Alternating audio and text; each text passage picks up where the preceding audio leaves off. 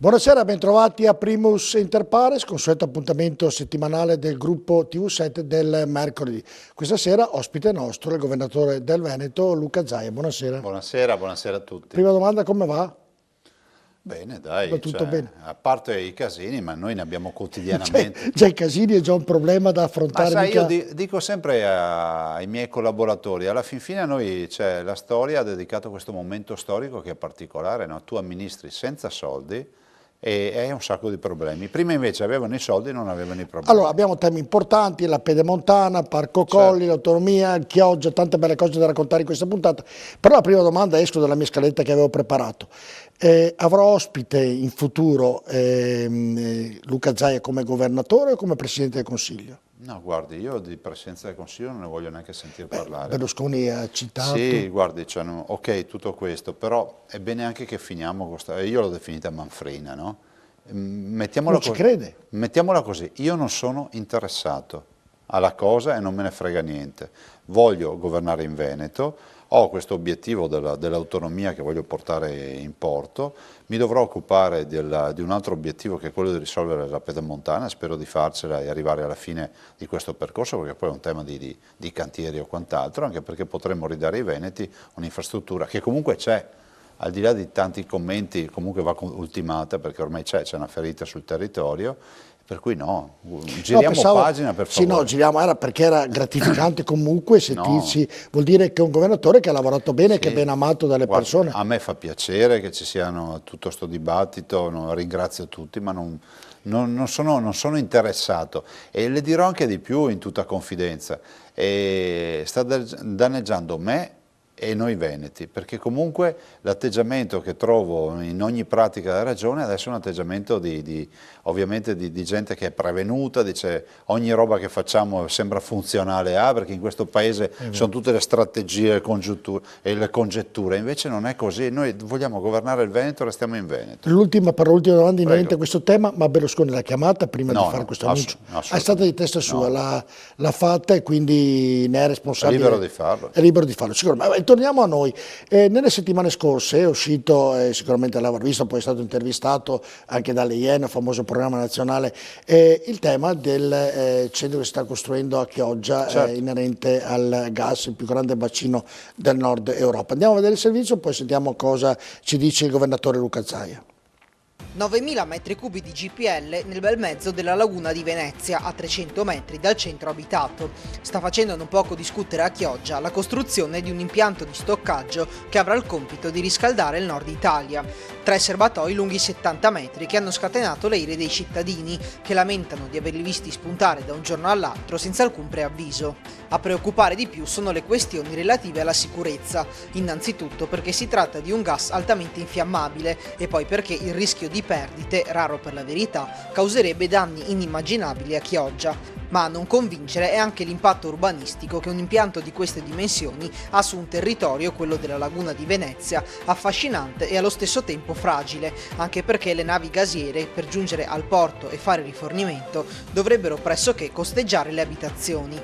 Per di più, la Commissione di salvaguardia di Venezia, che ha il compito di approvare opere di questo tipo, accusa di essere stata interpellata con colpevole ritardo.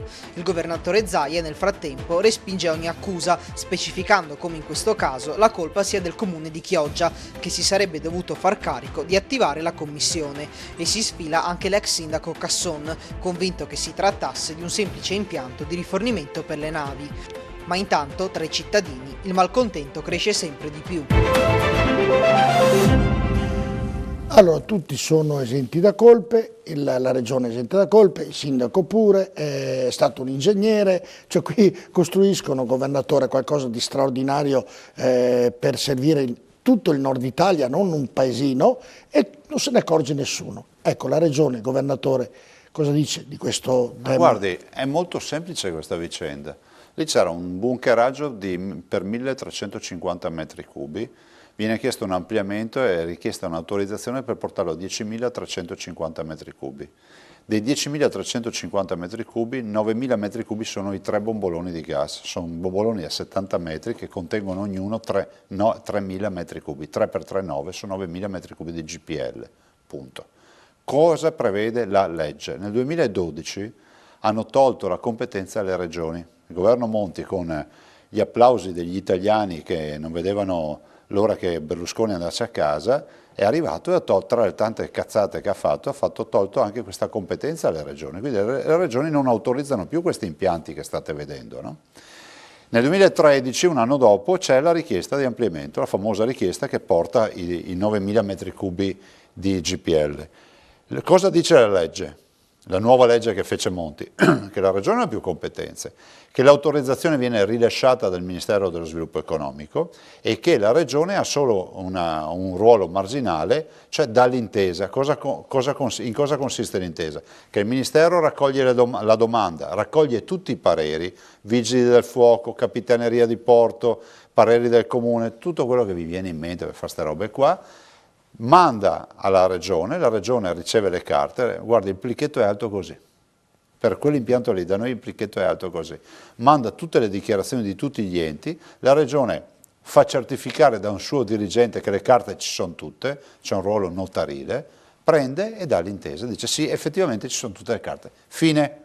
Prova ne sia che tutte le azioni anche dell'attuale amministrazione comunale del sindaco Ferro fanno istanza al Ministero di revoca in via di autotutela della concessione, non la possono fare la Regione non ha rilasciato nessuna concessione. Questa è la vera storia. Dopodiché, se ci sono nuovi elementi, noi l'abbiamo detto, ho incontrato anche qualche giorno fa il sindaco Ferro con la consigliere Baldin e il vice sindaco, se ci sono altre novità, che qualcuno ci dice ci sono delle carte sbagliate, ci siamo accorti che nell'istruttoria c'erano dei problemi, la Regione è qui per scrivere al Ministero dicendo magari ti ho dato l'intesa su una carta ma era sbagliata, non mi hai detto che o non ti sei accorto che, ma tutt'oggi non abbiamo elementi, però ne abbiamo forniti alcuni al Comune. Abbiamo detto attenzione al Comune, perché l'autorizzazione ministeriale per questo impianto, secondo il nostro ufficio legale, non è autorizzazione edificatoria, cioè il Ministero ti ha autorizzato a fare l'impianto, ma tu devi andare in comune, dice il privato, e ti fai rilasciare le licenze edilizie. Questo sembra non sia avvenuto, ma se è così vuol dire che il comune può intervenire, ad esempio su sto fronte. E cosa può fare?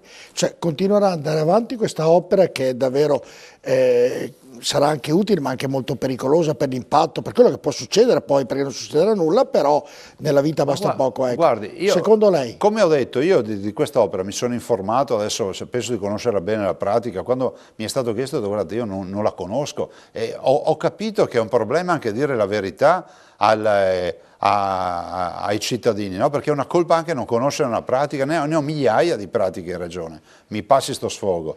Non conosco la pratica, sono andato a studiarmela perché quando parlo di una pratica la voglio conoscere. Io non faccio dichiarazioni su cose che non conosco e sinceramente non posso dire che conosco le pratiche perché leggo i giornali. Qualcuno fa, non ha visto sui giornali, cioè, con tutto il rispetto che ho per i giornali, un discorso è una pratica vista da un ufficio legale, un discorso è una lettura giornalistica.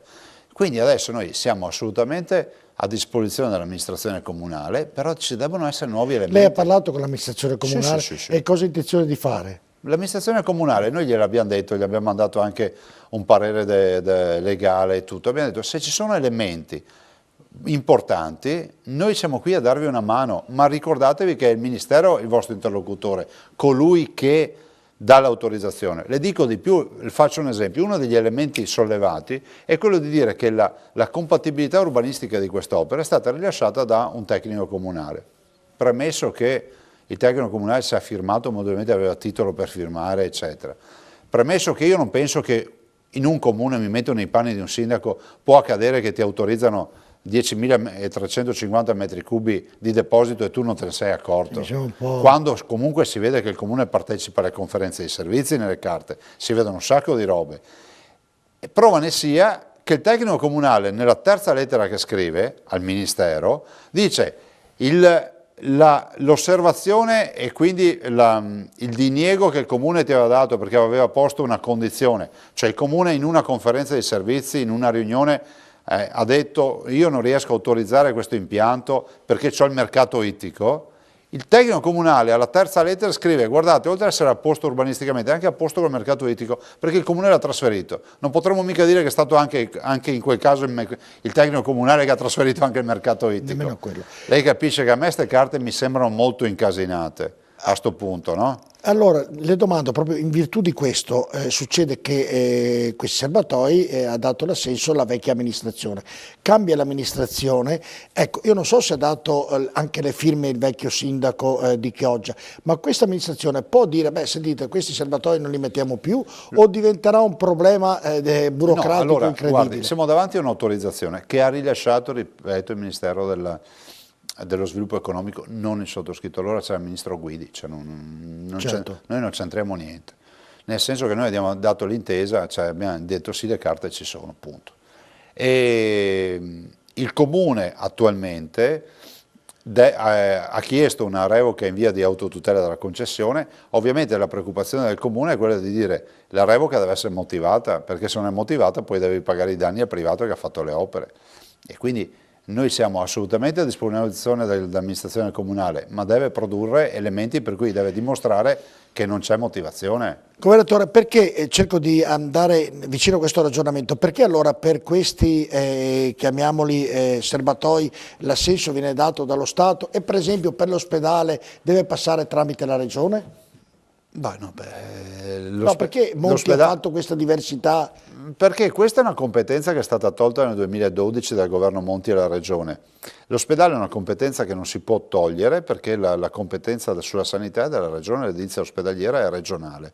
Ma guardi che la Regione non è un impedimento per fare l'ospedale, l'impedimento era una domanda tecnica. L'impedimento è il commissario prefettizio, certo, dal quale stiamo ancora aspettando che ci dica cosa vuol fare. Secondo lei firmerà tornando a Padova per quanto riguarda Ma secondo me sta pensando che ce ne siamo dimenticati, ma io non mi sono dimenticato, perché due realtà autorevoli come la giunta regionale e l'Università di Padova hanno già deliberato tutto. Se il commissario venisse a firmare, noi partiamo con l'operazione. Lei non ha parlato con il commissario? Sì, ho parlato con il commissario. Ha detto che firma oppure no? Mi ha detto che avrebbe approfondito le carte. È passato un mese. E quindi non ha più sentito, quindi mi dà a pensare che magari il commissario attenderà il prossimo sindaco che magari deciderà. Allora non serve approfondire le carte. Non servono approfondire le carte, come sempre il vero dato di fatto è che questo ospedale comunque ne vedremo delle belle. Altro tema importante, Luca Zaia, ovviamente qui ci soffermeremo di più, è la Pedemontana, dove il governatore ha messo una tassa per chi supera 28.000 euro, sono tante belle cose, ne parleremo dopo il servizio. Prego. Vediamo. Era il 1990 quando il progetto per la costruzione della Pedemontana Veneta trovava l'approvazione del Consiglio regionale. Da quel momento una storia lunga 27 anni, non senza diversi colpi di scena. I lavori, dopo un lungo iter giudiziario, cominciarono solo nel 2011 e proseguirono non senza intoppi. 94 chilometri da Montecchio Maggiore nel Vicentino fino a Spresiano nel Trevigiano, passando per 38 comuni tra cui Bassano, Castelfranco e Montebelluna. Il completamento totale dell'opera, al netto di nuovi intoppi, è previsto per il 2020, ma sono in molti a credere che la Pedemontana, nonostante piaccia un po' a tutti, difficilmente prenderà davvero vita, se non altro in tempi brevi. Già dal 1.800 milioni di euro che si prevedeva inizialmente, la cifra è salita fino a 2.200 milioni, ma la sensazione è che i costi possano lievitare ulteriormente. Di questi sono 300 i milioni di euro che la Regione ha deciso di mettere sul tavolo per completare quella che a tutt'oggi appare come la più grande incompiuta d'Italia. Come? Con la reintroduzione dell'addizionale IRPEF, insomma, per una certa quota la Pedemontana la pagheranno i veneti, non tutti per la verità, solo quei 600.000 con reddito annuale lordo superiore ai 28.000 euro, circa il 12% dei contribuenti. Per ora non resta altro da fare che attendere i prossimi sviluppi e capire se la più grande incompiuta del nostro paese potrà togliersi questo spiacevole appellativo. Il servizio è stato esaustivo. Sì, ci sono delle cose da cittadini, chiarire. Cittadini arrabbiati perché devono pagare 36, ovviamente i 600.000 che faceva riferimento la nostra collega, insomma, poi deve pagare anche l'autostrada, ma quello è normale, e è nato un pandemonio. Allora spieghiamolo con calma e bene, governatore. Beh, guardi, iniziamo a spiegare che questa infrastruttura, lo diceva il servizio, ha 27 anni di storia. Noi ci troviamo in un cantiere che è un cantiere che l'attuale progetto del 2002 viene messo in gara nel 2006, viene aggiudicato nel 2009, guarda caso dopo 3 anni, e c'è un contenzioso legale per cui di fatto dirime la partita, la dirime un tribunale. Nel 2011 iniziano i lavori. Questa è la più grande opera in cantiere in Italia, questa è la prima cosa da dire, 95 km scarsi, 94 km 558 metri. Quanti espropri? 3.000 più o meno? 3.400 espropriati per un controvalore di 320 milioni di euro e opere per 2 miliardi 258 milioni di euro. Primo aspetto, si stanno diffondendo un sacco di, come si può dire, di leggende metropolitane, per non dire cazzate o anche bugie vomitevoli. Il primo tema, lievitano i costi e lieviteranno sempre di più. No, i costi non sono mai lievitati, non mi sto sbagliando. Il progetto preliminare prevedeva un costo di 1 miliardo 828 milioni di euro. Il progetto oggi in cantiere, quello finanziato, sul quale non c'è più niente da dire, è di 2 miliardi 258, sono 460 milioni di euro in più. A parte il fatto che 460 milioni su 1 miliardo e 8 sono più o meno il 23%, quindi su un cantiere così grande, ma il bello è che non è che è un 23% in più, sono 460 milioni in più perché hai sbagliato a fare il progetto, no, sono 460 milioni in più perché i comuni hanno chiesto 68 km di viabilità accessoria alla pedemontana che ci costa 194 milioni. Che sarebbe? La viabilità, diceva. La viabilità accessoria, che sono tutte le viabilità di collegamento, le tangenziali eccetera, che non c'entrano niente con la pedemontana. Certo.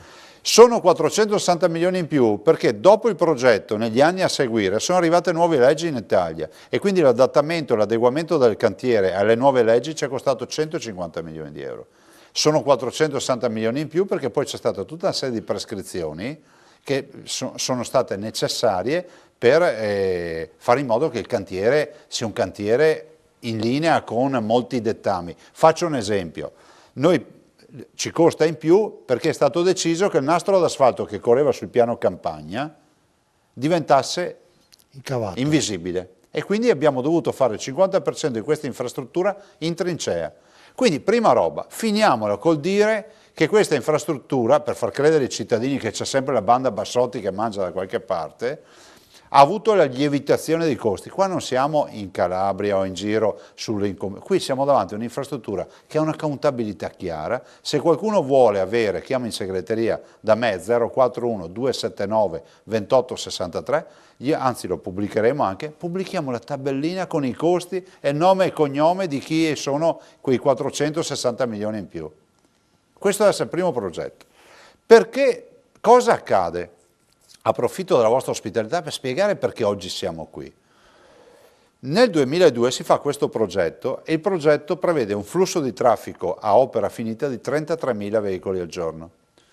Si mette in gara e la gara cosa dice? Dice chi vuole realizzare questa infrastruttura di 95 km e noi vi garantiamo, se ce la fate, che vi diamo la concessione per 39 anni. E dice la gara, e vi diciamo anche già quanto guadagnate, perché guadagnerete 33.000 veicoli al giorno per 39 anni. Sa qual è il pedaggio finale di 39 anni? 18 miliardi e 800 milioni. Accade che negli anni il privato che sta realizzando l'opera, quindi un anno fa, cerca finanziamenti sul mercato e il mercato dice ma 33.000 veicoli è impossibile che li faccia questa infrastruttura, non è bancabile.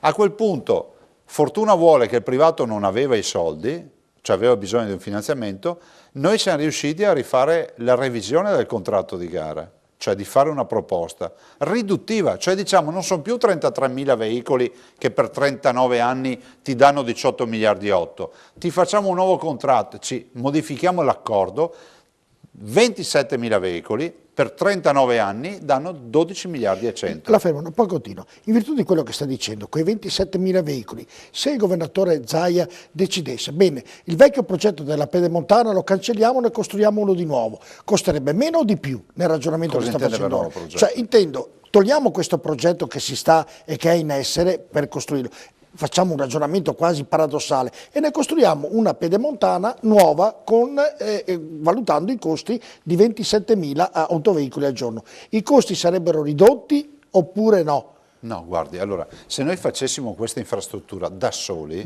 Sì. ci costerebbe dai 2 miliardi e mezzo ai 3 miliardi, oggi costa 2 miliardi e 258. Quindi costerebbe di più.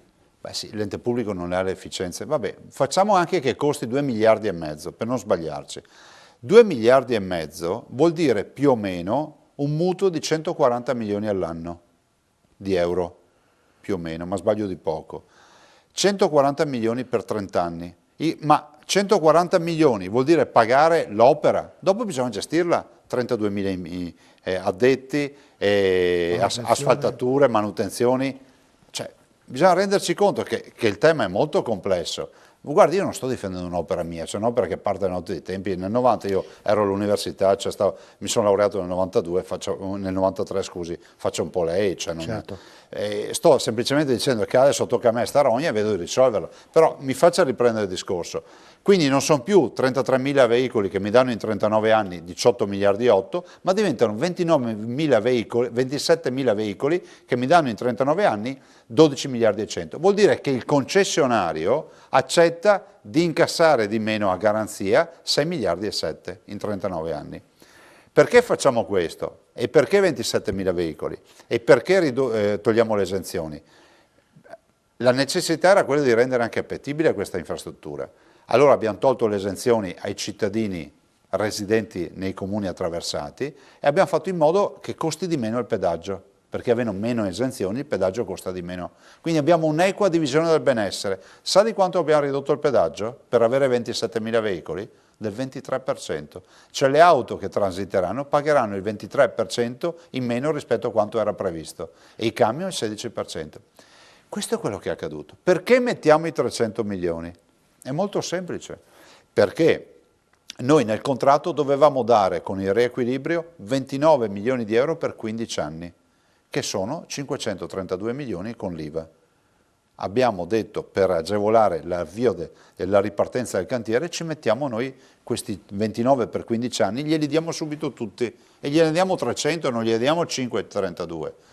Questo è quello che è accaduto. A questo punto l'opera è bancabile, le banche possono entrare nell'operazione e riescono a farci ripartire l'opera.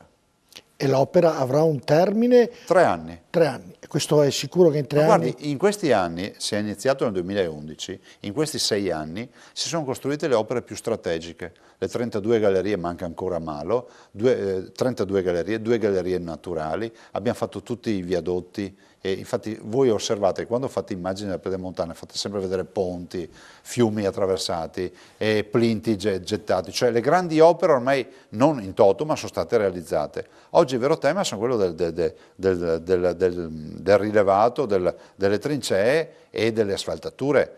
Prova ne sia che nel 2018 noi intendiamo aprire il tratto che da Marostica va a Breganze, perché quello ormai è pronto. Questo è quello che accade. Quanto alla tassa, io vorrei ricordare questa vicenda della tassa. Noi non applichiamo una tassa perché per fare la pedemontana ci serve una tassa. Lo dico a quei cittadini che sono stati mal informati e che si sentono parte in causa su sta partita. La tassa per noi è semplicemente un vincolo di legge. La legge italiana dice col Fiscal Compact, che è stato approvato penso nel 2012, certo, una roba del genere, dice che ogni ente che fa un mutuo, noi stiamo facendo un mutuo di 300 milioni di euro da mettere sul cantiere, soldi, ripeto, che dovevamo dare, anche qui c'è qualche idiota che va a dire in giro che regaliamo ancora soldi, no, non li regaliamo, li dovevamo dare, non diamo nulla di più di quello che dovevamo dare, anzi di meno perché abbiamo decurtato, se mi permette, l'introito finale dei 6 miliardi e 7. Allora la tassa dice, la legge dice, si chiama Fiscal Compact, dice che se tu fai un mutuo di 300 milioni di euro devi dimostrare di avere un'entrata da 300 milioni di euro. o meglio il saldo a bilancio, ma evito di entrare nelle particolari, nei tecnicismi. Tradotto in soldoni, sono come le azioni baciate delle banche popolari venete, no? Se vuoi il mutuo per caso, il finanziamento per l'azienda, devi comprare delle azioni. Le nostre azioni sono la tassa che ci obbligano a fare, il mutuo sono quello che ci danno. Questa tassa è talmente vero quello che dico, che se lei va a leggere il provvedimento di legge che io ho presentato per la tassa, c'è scritto che questa tassa la destiniamo ai tagli che lo Stato ci ha fatto al sociale, al trasporto pubblico locale, eccetera. Ma io dico, i veneti che mi ascoltano, hanno coscienza che li stanno prendendo in giro o no? Cioè io rappresento l'amministrazione, l'unica in Italia che non ha mai applicato tasse da quando ci sono io, sono 7 anni. Non abbiamo prelevato ogni anno dalle tasche dei veneti 1 miliardo 159 milioni di euro. E visto che c'è qualche cialtrone che va a dire in giro che non è vero, lo sfido a venire qui davanti a lei a dire che non è vero. Siamo l'unica regione in Italia che non ha applicato tasse. Più di 8 miliardi non prelevati dalle tasche dei veneti in tutti questi anni.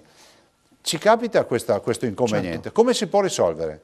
Che io devo risolvere il problema della pedemontana e quindi mi assumo la responsabilità di fare questa scelta, ma lo Stato può darmi una deroga al fiscal compact e fa come ha fatto per la campagna e io non applico la tassa, o meglio ancora mi dai 300 milioni, visto considerato che mandiamo un sacco di tasse a Roma e io ho risolto. E lo Stato non vuole darli? Ma guardi, i ragionamenti sono in corso, io non butterei via il bimbo con l'acqua sporca, se poi devo dire, quelli che, come si può dire, la politica che si agita a livello locale è quella che magari va a dire a Roma non aiutateli perché poi se la causa pende rende, se non pende più non rende più, perché avere 3.000 espropriati che avanzano soldi vuol dire fare assemblee, fare politica. Se tu gli stacchi la spina perché gli dai i soldi, questi la sera stanno a casa a guardare la TV, non vanno nel cinema parrocchiale o nel palazzetto dello sport a sentire l'assemblea certo. Dei soliti noti. Sai qual è la cosa che mi fa star male? Che i nomi che vedo nelle polemiche in queste ore sono gli stessi che vedevo nelle polemiche durante l'alluvione. Mentre io mi sbattevo, tentavo di portare a casa... Ma quando è stato eletto mi sembra che hanno d'accordo tutti per quanto riguarda la pedemontana, o sbaglio? Ma guardi, la pedemontana, cioè, io sfido chiunque a dire che si potesse fare una campagna elettorale nel 2015 dicendo che si era contro il cantiere della pedemontana. Appunto, infatti lei non troverà traccia in nessuna dichiarazione, ma la coerenza non è di questo pianeta, no? Però guardi, noi siamo stati eletti, io sono stato eletto, c'è un problema, io presento una soluzione. Questi signori qua, che sono quelli che, dicevo, mentre io andavo a Roma a cercare i 300 milioni che poi ho trovato per gli alluvionati, abbiamo liquidato tutte le posizioni, loro speravano che l'acqua restasse alta nelle case per poter fare politica. Sono fatti così. Certo, senta governatore, allora per terminare bene il ragionamento che l'ha spiegato molto bene questa sera, nel Veneto ci sono più o meno 2.700.000 persone che contribuiscono 2.668.997. Ho sbagliato di poco, ho detto 2,7. Di questi 600.000 mi sembrano dovrebbero pagare, chiamiamolo, questa tassa per quanto riguarda la pedemontana, esenti ovviamente quelli che hanno problemi fisici, che possono superare anche come reddito i 45.000 euro. Ecco, spieghiamo bene chi paga veramente questi 36 euro all'anno. Altra carognata, no? Di far credere ai veneti che pagano tutti questa tassa. Io mi metto nei panni di uno che ha un bilancio familiare tiratissimo, dice ma Zaia cosa sta facendo? Allora la tassa, ripeto, che noi non vogliamo, e se ci fanno la deroga non la applichiamo perché non ci serve. A voi sembra strano che io dica queste robe, a noi non serve la tassa. Focalizzatevi bene, ci tocca applicarla perché c'è una legge dello Stato che ci obbliga a far questo. E la deroga ce la possono dare, oltre a darci i soldi del mutuo di 300 milioni. La tassa la pagano fondamentalmente, non la pagano fondamentalmente, quasi l'80% dei veneti non la pagherà. Si paga al di sopra dei 28.000 euro. Vediamo cosa accade al di sotto dei 28.000 euro. Fino a 28.000 euro, ovvero uno stipendio, se pensiamo a un lavoratore, netto di 1.700 euro al mese, ripeto netto di 1.700 euro al mese, la tassa è zero. A 30.000 euro, che vuol dire uno stipendio netto di 1.800 euro al mese, la tassa è 3 euro al mese. Chi la paga? Lei dice 600.000 persone, è corretto dirlo, ma la verità è che delle 600.000 chi paga l'80% della tassa sono 120.000 persone, quelli che hanno redditi sopra i 75.000 euro, che pagano circa 1.000 euro all'anno. Io mi aspetto che queste persone giustamente hanno titolo di lamentarsi, no? Ma altri no. Ma altri no. cioè mi perdoni, sentirmi dire da pensionati, da lavoratori, da casalinghe, da disabili o da quant'altro, cito per assurdo, io sono indignato e devo pagare la tassa, quando tu non la paghi, cioè, per favore, via dal Ma non può essere stata anche una comunicazione un po' non... Sai, in Veneto c'è un proverbio, prima di parlare tasi. Forse il proverbio qualcuno ma sai, i veneti parlano, lo deve rispolverare, perché io posso dire, io non posso accettare, dopo tutti i sacrifici che abbiamo fatto in questi 7 anni, non abbiamo applicato tasse, abbiamo avuto un taglio in questi 7 anni di 1 miliardo e 62 milioni di euro di trasferimenti, non posso accettare che ci sia qualcuno che faccia credere ai veneti che li stiamo prendendo in giro. E quindi passerò ora dopo ora a spiegare questa cosa. I veneti stanno notando che mi vedono sempre parlare di questo tema. Sì, perché quando il gioco si fa duro, i duri scendono in campo. Io ci metto la faccia su queste cose. E si ricordi che quelli che oggi protestano sono gli stessi che, se non facessi nulla, fra 3 anni verrebbero a dirmi, andrebbero a dire ai veneti: poteva risolvere il problema e si è girato dall'altra parte. Io voglio essere in pace con la mia coscienza. Io la soluzione l'ho portata. Se si vuole votare, bene, altrimenti si sappia che lì non c'è la colpa di Luca Zaia. Certo. Senta, prima di andare in pubblicità, perché poi parliamo anche di autonomia, la settimana scorsa la Regione Veneto ha stanziato 8 milioni di euro per lavori di pubblica utilità, e questa è una bella cosa. Cosa vorrebbe dire lavori di pubblica utilità? Ma che sono le attività che si fanno, ad esempio, a supporto dei comuni, tutte quelle attività lì, per tutti coloro che comunque escono dal sistema del lavoro e sono chiamati a fare i lavori di pubblica utilità. Questo è quindi un aiuto. Stiamo sempre parlando di politica del lavoro. Però vorrei dire un'altra cosa sulla pedemontana, se me la lascia dire, perché è una cosa ricorrente. Spesso leggo cittadini che dicono: ma io pago 2 volte, pago la tassa più il pedaggio. No, scusate, c'è bene che ci capiamo. È una regola planetaria in economia. Le strade da sole non si pagano, cioè non è che viene uno e mi fa la strada e me la regala. Questa strada, solo l'infrastruttura, senza tutta la gestione che è costosissima, costa 2 miliardi 258 milioni di euro. I veneti su questa tassa vale per il Veneto 220 milioni di euro. Cioè, scusi, i 2 miliardi chi è che li mette? Se non i pedaggi. Cioè, se qualcuno me lo spiega. Se poi qualcuno mi viene a dire: ma noi paghiamo tante tasse, d'accordo, ma allora passiamo all'altro argomento, che è l'autonomia. Ma che si dica che perché si mettono 220 milioni si deve più pagare il pedaggio, vi dico, ma con tutta sincerità, è impossibile fare le strade. Ma allora la domanda mi viene banale: perché non viene pagato invece questi 36 euro dall'utile che verrà poi fra 10 anni, 20 anni dell'uso di questa pedemontana? Perché c'è una gara che prevedeva delle regole che sono chiare, che sono che il concessionario, come accade in tutte le strade a concessione, poi gara vantaggiosa o svantaggiosa, questo lo diranno i posteri, no? Perché se lei pensa che c'è stata una crisi di mezzo, e in 39 anni può accadere qualsiasi roba. Può accadere anche che le strade non si utilizzino più, che giriamo con la dematerializzazione. Io non so cosa dirle. Qui c'è un rischio, c'è comunque un rischio di impresa, dell'ente e anche del privato. E 39 anni sono tanti per un piano economico, molti sono. Dovrebbero essere una ventina al massimo, insomma. Sì, ma una ventina è un periodo temporale che ci permette di programmare di più, no? Cioè, come la banca, il tasso a 40 anni, la banca non te lo fa, perché dice cosa accade. Boh. Quindi noi diciamo che, torno al vecchio discorso di prima, l'infrastruttura si può anche fare, ma allora bisogna fare un patto sociale, non è il caso di questa infrastruttura, dove i veneti dicono: bene, ce la paghiamo, la utilizziamo gratis, ma dopo aversela pagata bisogna anche capire che c'è la gestione. Certo.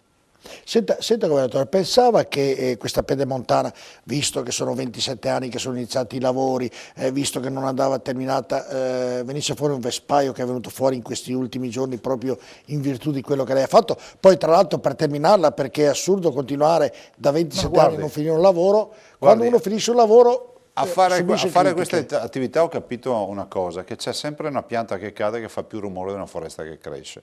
La foresta che cresce è il consenso dei cittadini, sono i veneti per bene, la gente che ragiona, la gente che non si fa bindolare da chi gli va a dire che il salasso sarà per tutti i veneti, mentre l'80% dei veneti non paga, la gente che non crede che Zaia sia impazzito di tutto punto e passi da no tax per 7 anni a si inventa le tasse per fare il figo o altre robe del genere. Guardi, io sono in pace con la mia coscienza, mi basta, io sono un fatalista, poi guardate, cioè, io propongo la soluzione.